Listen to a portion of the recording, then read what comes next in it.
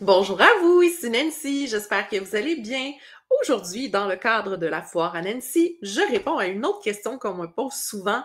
Nancy, c'est quoi la différence entre la version autonome puis la version accompagnée de la certification? Que ce soit Doula ou Tana Doula, voici la distinction. Alors, la version autonome, on parle d'une certification qui est reconnue pour 600 heures de contenu.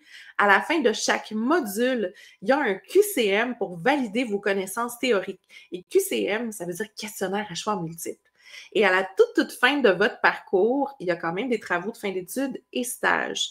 Tandis que la version accompagnée, elle équivaut à 1200 heures de formation. Et quand on regarde concrètement le contenu, ce sont exactement les mêmes cours dans le même ordre que la version autonome.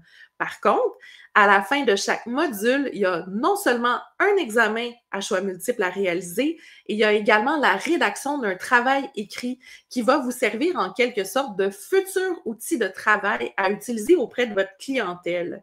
Donc, la différence réside dans la réalisation de vos outils de travail au fur et à mesure de votre formation.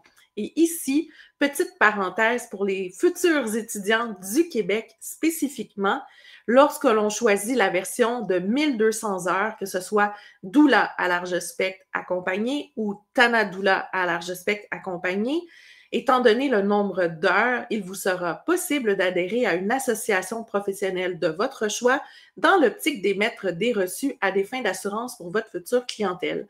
Alors, j'espère que cela répond à votre question. Ciao, ciao!